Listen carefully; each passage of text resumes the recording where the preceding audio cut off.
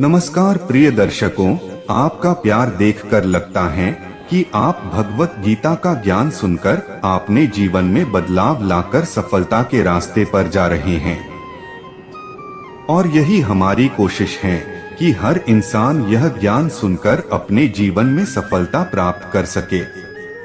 तो दर्शकों, जो इंसान इस भगवत गीता के ज्ञान को ध्यान से और अंत तक सुनता है, उस इंसान के जीवन में सफलता जरूर आती है। तो वीडियो शुरू करने से पहले सच्चे दिल से कमेंट में जय श्री कृष्ण जरूर लिखें।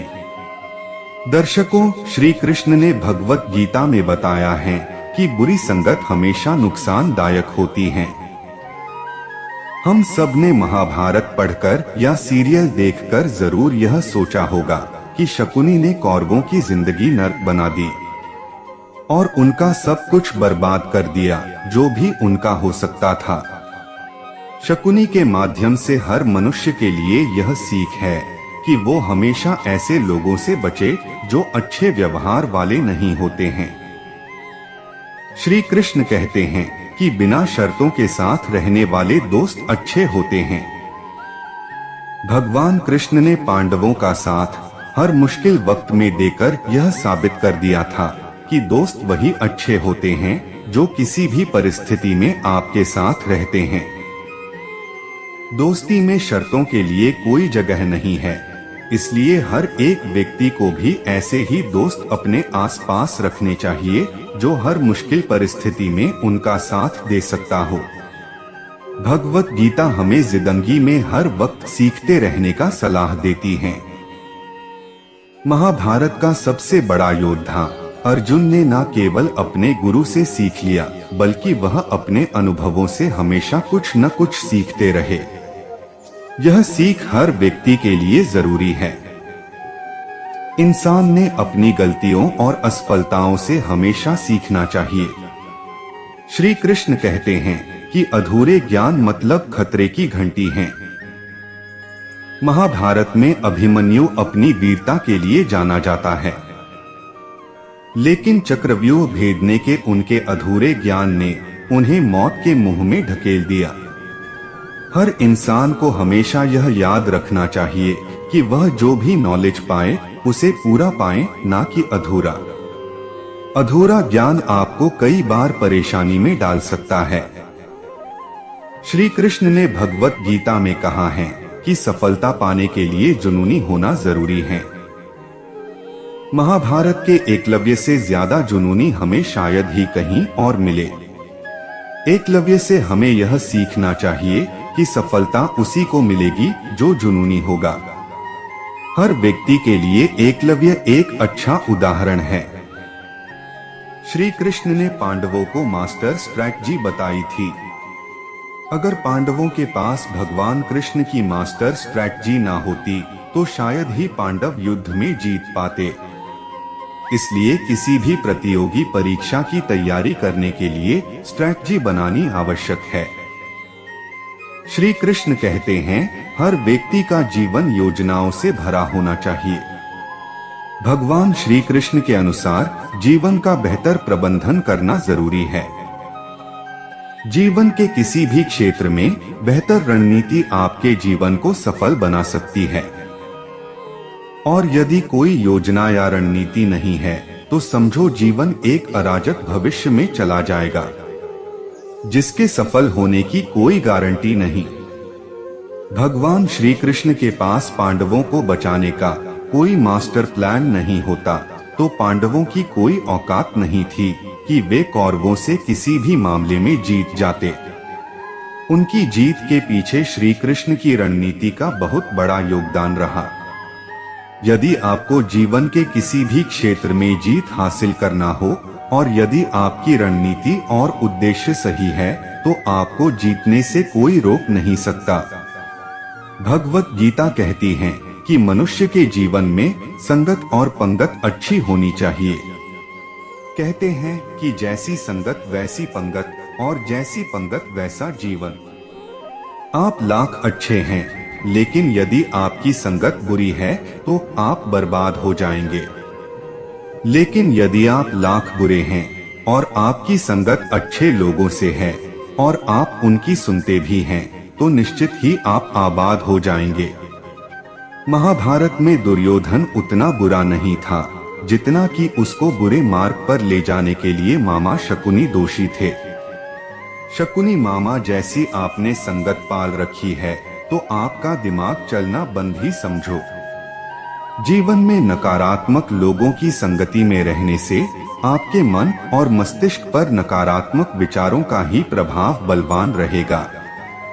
ऐसे में सकारात्मक या अच्छे भविष्य की कामना व्यर्थ है। थोथा चना बाजे घना। मालवा में एक कहावत है कि थोथा चना बाजे घना, अर्थात जो अधूरे ज्ञान हासिल किए हुए लोग रहते हैं वे बहुत वाचाल होते हैं। हर बात में अपनी टांग अड़ाते हैं और हर विषय पर अपना ज्ञान बघारने लगते हैं। लेकिन कभी कभी यह अधूरा ज्ञान भारी भी पड़ जाता है। पहली बात तो यह कि इससे समाज में भ्रम की स्थिति निर्मित होती है और दूसरी बात यह कि ऐसा व्यक्ति जिंदगी भर कंफ्यूज ही रहता है। कहते हैं कि अधूरा ज्ञान सबसे खतरनाक होता है। इस बात का उदाहरण है अभिमन्यु। अभिमन्यु बहुत ही वीर और बहादुर योद्धा था, लेकिन उसकी मृत्यु जिस परिस्थिति में हुई उसके बारे में सभी जानते हैं। मुसीबत के समय यह अधूरा ज्ञान किसी भी काम का नहीं रहता है। आप अपने ज्ञान में पारंगत बने।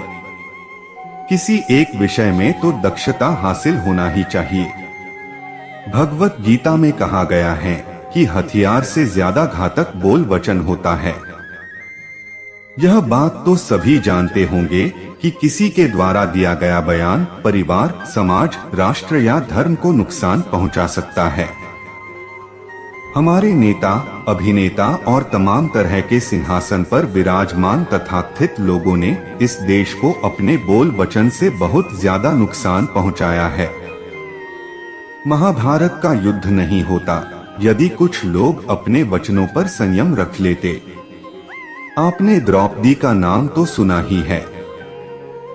इंद्रप्रस्थ में एक बार जब महल के अंदर दुर्योधन एक जल से भरे कुंड को फर्शी समझकर उसमें गिर पड़े थे तो ऊपर से हंसते हुए द्रौपदी ने कहा था, अंधे का पुत्र भी अंधा। बस यही बात दुर्योधन को चुभ गई थी, जिसका परिणाम द्रौपदी चीरहरण के रूप में हुआ था। शिशुपाल के बारे में भी आप जानते ही होंगे। भगवान कृष्ण ने उसके 10 अपमान भरे वाक्य माफ कर दिए थे। शकुनी की तो हर बात पांडवों को चुभ जाती थी। सबक यह कि कुछ भी बोलने से पहले हमें सोच लेना चाहिए कि इसका आपके जीवन, परिवार या राष्ट्र पर क्या असर होगा और इससे कितना नुकसान हो सकता है। इसीलिए कभी किसी का अपमान मत करो। अपमान की आग बड़े बड़े साम्राज्य नष्ट कर देती है। कभी किसी मनुष्य के व्यवसाय या नौकरी को छोटा मत समझो, उसे छोटा मत कहो। श्री कृष्ण कहते हैं कि हर मनुष्य ने जुए सट्टे से दूर रहना चाहिए। शकुनी ने पांडवों को फंसाने के लिए जुए का आयोजन किया था, जिसके चलते पांडवों ने अपना सब कुछ दांव पर लगा दिया था। अंत में उन्होंने द्रौपदी को भी दांव पर लगा दिया था। यह बात सभी जानते हैं कि फिर क्या हुआ। तो दर्शकों, जुए, सट्टे, षड्यंत्र से हमेशा दूर रहो। ये चीजें मनुष्य का जीवन अंधकारमय बना देती हैं। किसी भी रूप में ये कार्य निंदनीय और वर्जित माने गए हैं। जुए या सट्टे के आजकल कई तरह के रूप प्रचलित हैं।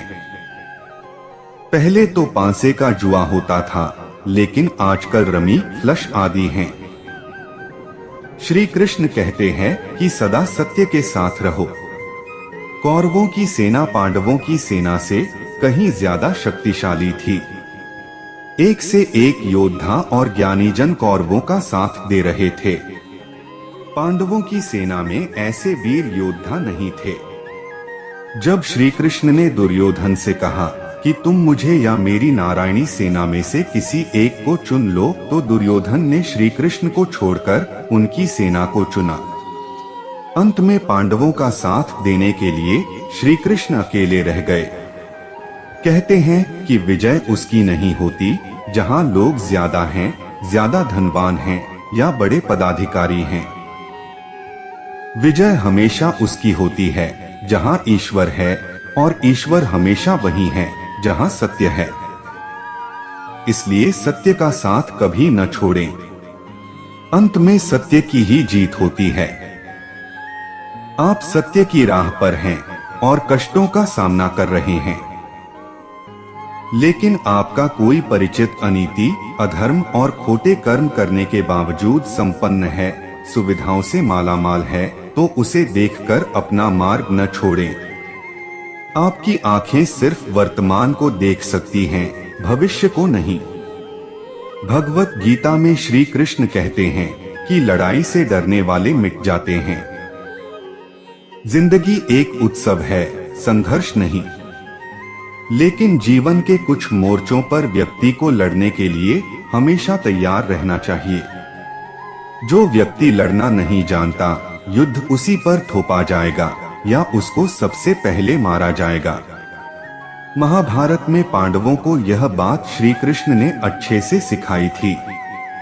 पांडव अपने बंधु बांधवों से लड़ना नहीं चाहते थे, लेकिन श्री कृष्ण ने समझाया कि जब किसी मसले का हल शांतिपूर्ण किसी भी तरीके से नहीं होता, तो फिर युद्ध ही एकमात्र विकल्प बच जाता है। कायर लोग युद्ध से पीछे हटते हैं। इसीलिए अपनी चीज को हासिल करने के लिए कई बार युद्ध करना पड़ता है। अपने अधिकारों के लिए कई बार लड़ना पड़ता है। जो व्यक्ति हमेशा लड़ाई के लिए तैयार रहता है, लड़ाई उस पर कभी भी थोपी नहीं जाती है। श्री कृष्ण कहते हैं कि खुद नहीं बदलोगे तो समाज तुम्हें बदल देगा। जीवन में हमेशा दानी, उदार और दयालु होने से काम नहीं चलता। महाभारत में जिस तरह से कर्ण की जिंदगी में उतार चढ़ाव आए, उससे यही सीख मिलती है कि इस क्रूर दुनिया में अपना अस्तित्व बनाए रखना कितना मुश्किल होता है। इसलिए समय के हिसाब से बदलना जरूरी होता है, लेकिन वह बदलाव ही उचित है जिसमें सभी का हित हो।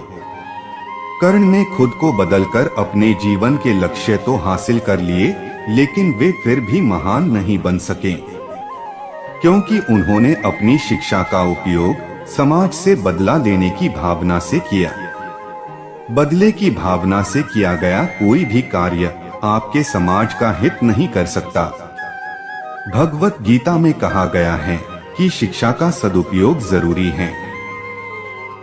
समाज ने एक महान योद्धा कर्ण को तिरस्कृत किया था, जो समाज को बहुत कुछ दे सकता था, लेकिन समाज ने उसकी कदर नहीं की, क्योंकि उसमें समाज को मिटाने की भावना थी। कर्ण के लिए शिक्षा का उद्देश्य समाज की सेवा करना नहीं था, अपितु वो अपने सामर्थ्य को आधार बनाकर समाज से अपने अपमान का बदला लेना चाहता था। समाज और कर्ण दोनों को ही अपने अपने द्वारा किए गए अपराध के लिए दंड मिला है और आज भी मिल रहा है। कर्ण यदि यह समझता कि समाज व्यक्तियों का एक जोड़ मात्र है जिसे हम लोगों ने ही बनाया है, तो संभवत वह समाज को बदलने का प्रयास करता, न कि समाज के प्रति घृणा करता। श्री कृष्ण कहते हैं, भावुकता कमजोरी है। धृतराष्ट्र अपने पुत्रों को लेकर जरूरत से ज्यादा ही भावुक और आसक्त थे। यही कारण रहा कि उनका एक भी पुत्र उनके वश में नहीं रहा। वे पुत्र मोह में भी अंधे थे। जरूरत से ज्यादा भावुकता कई बार इंसान को कमजोर बना देती है और वो सही गलत का फर्क नहीं पहचान पाता। कुछ ऐसा ही हुआ महाभारत में धृतराष्ट्र के साथ, जो अपने पुत्र मोह में आकर सही गलत का फर्क भूल गए। श्री कृष्ण हमेशा कहते हैं कि कर्मवान बनो। इंसान की जिंदगी जन्म और मौत के बीच की कड़ी भर है। यह जिंदगी बहुत छोटी है, कब दिन गुजर जाएंगे आपको पता भी नहीं चलेगा।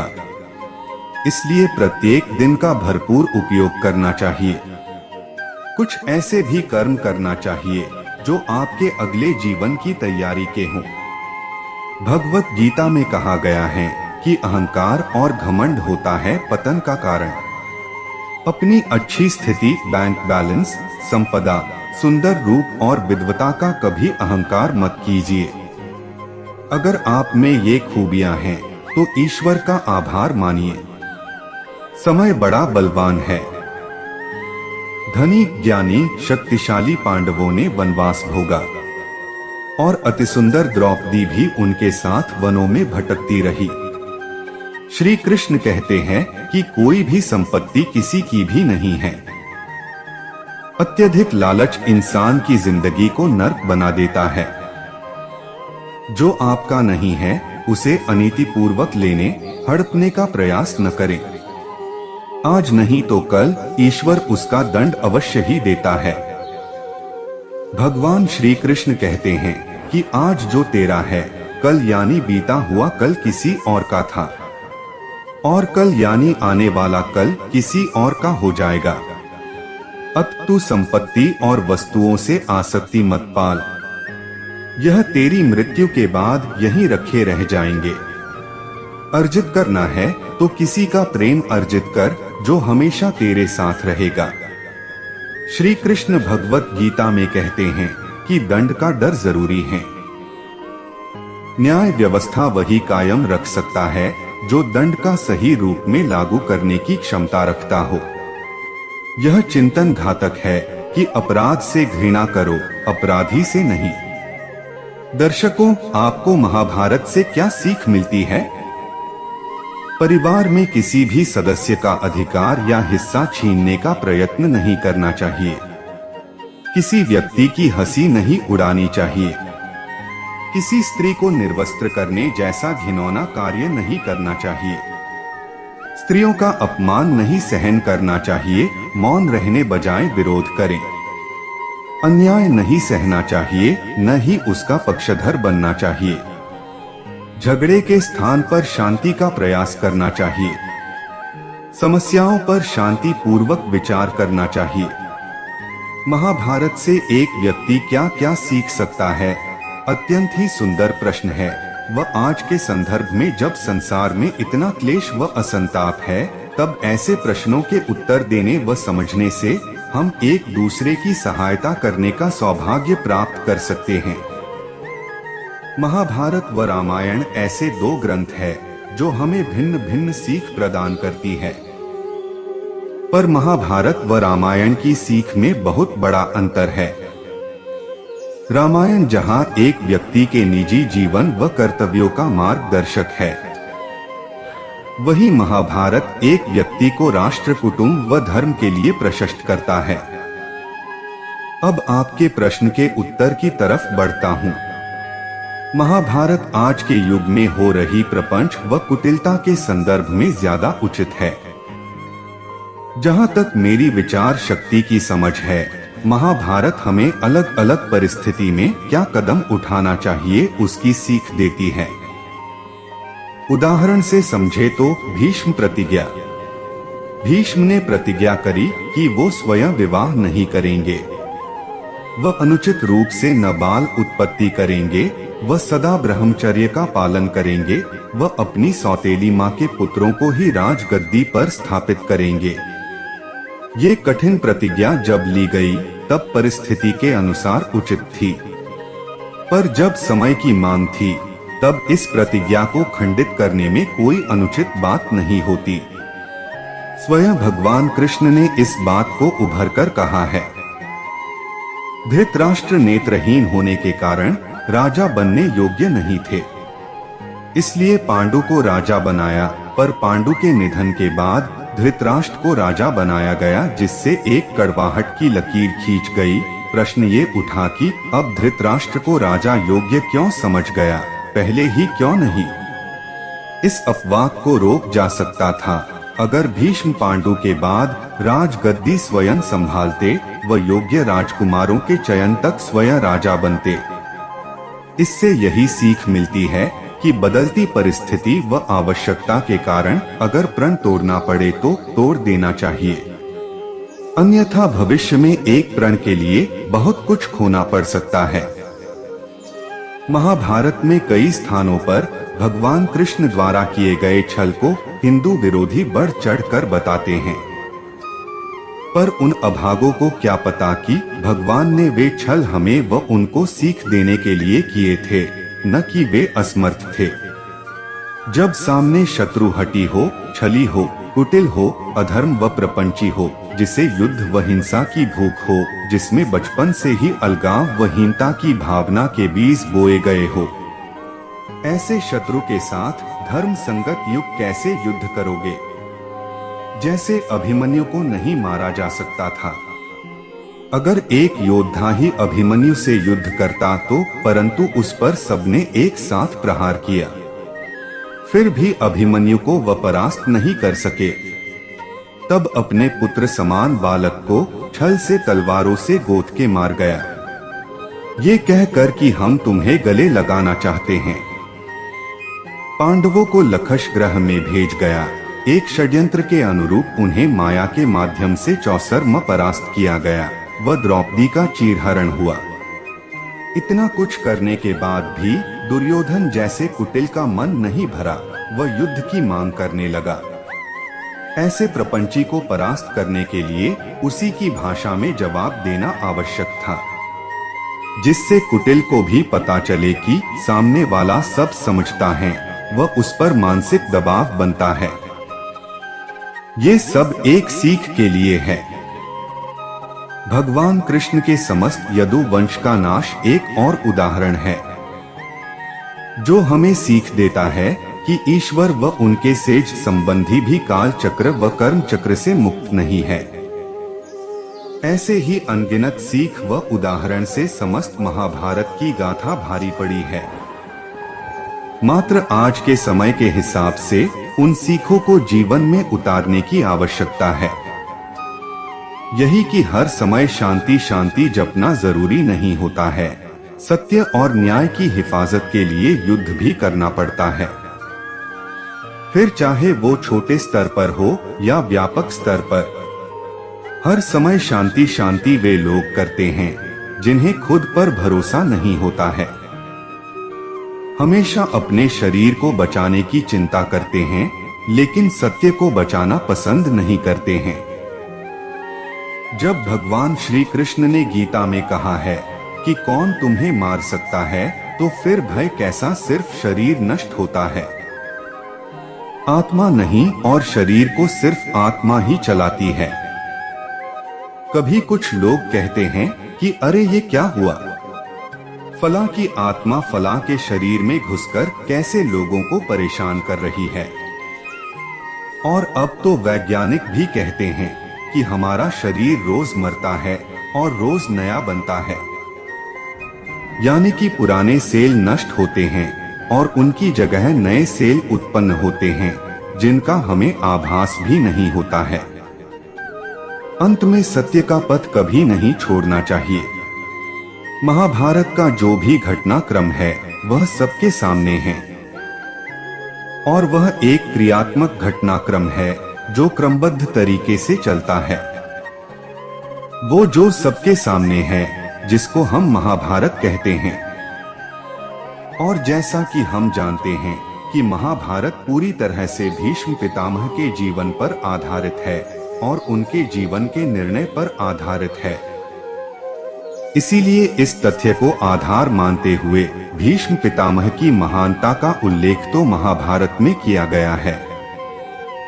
उनकी त्याग वीरता पूरे संसार में वर्णित है, लोगों के समक्ष है। लेकिन यदि इसी केंद्र बिंदु को उल्टा कर हम देखें तो भीष्म पितामह के कुछ ऐसे निर्णय हैं जो भावनात्मक रूप से या निजी रूप से उनके द्वारा लिए गए थे, और वह शायद निजी और भावनात्मक तौर पर सही भी हो सकते हैं। लेकिन एक राष्ट्र के तौर पर राष्ट्र और राजा उसका व्यक्तिगत जीवन अलग होता है। इसलिए भीष्म पितामह की जो प्रतिज्ञाएं थी वह निजी तौर पर भावनात्मक रूप में अपने पिता की छवि को देखते हुए ली गई थी। अंत में जो हस्तिनापुर के विनाश का कारण बनी, जैसा कि उनके विवाह न करने का कारण भी हस्तिनापुर के विनाश का कारण बना, और दूसरा धृतराष्ट्र के रूप में हस्तिनापुर के सिंहासन पर बैठे एक पुत्र प्रिय राजा, अज्ञानी, घमंडी और कान के कच्चे व्यक्ति के निर्णय को भी वे रोकते नहीं थे, जिसके कारण हस्तिनापुर में दोनों कुलों में युद्ध हुआ और हस्तिनापुर युद्ध में कई वीरों की आहुति दी गई जो कि निर्दोष थे। भीष्म पितामह के विवाह न करने और हस्तिनापुर के राजा के गलत निर्णय को नहीं रोकने के कारण हस्तिनापुर खत्म हो गया। हालांकि अपनी गलत प्रतिज्ञाओं का उल्लेख भीष्म पितामह स्वयं कृष्ण के कहने पर जब धर्मराज को राजधर्म की शिक्षा देते हैं तो कहते हैं कि एक राजा को अपनी निजी भावनाओं को राज्य से अलग रखना चाहिए और उसको यह सुनिश्चित कर लेना चाहिए कि उसका कोई भी व्यक्तिगत निर्णय राज्य को प्रभावित तो नहीं करेगा। तथा अंत में भीष्म पितामह ने इसका भी उल्लेख किया कि वे धृतराष्ट्र के रूप में हस्तिनापुर के सिंहासन में अपने पिता शांतनु की छवि को देखते थे। इसलिए उन्होंने कभी भी धृतराष्ट्र को रोका नहीं, जिससे कई सारे गलत निर्णय हुए और अंत में वह गलत निर्णय युद्ध का कारण बने। इसलिए भीष्म पितामह ने यह भी कहा है कि राजा को गलत और अन्याय का साथ नहीं देना चाहिए, अपनी व्यक्तिगत भावनाओं को न्यायपालिका से अलग रखना चाहिए। अर्थात महाभारत के युद्ध से हमें यह शिक्षा मिलती है कि राजा का व्यक्तिगत जीवन और राज्य दोनों अलग हैं। राजा को अपनी सोच, निजी व्यक्तित्व और जीवन राजकीय निर्णय से अलग रखना चाहिए। उसे ऐसा कोई निर्णय नहीं लेना चाहिए जो राज्य के भविष्य को प्रभावित करे, जिससे हजारों लोग प्रभावित हो और अकारण विपत्तियों का कारण बने।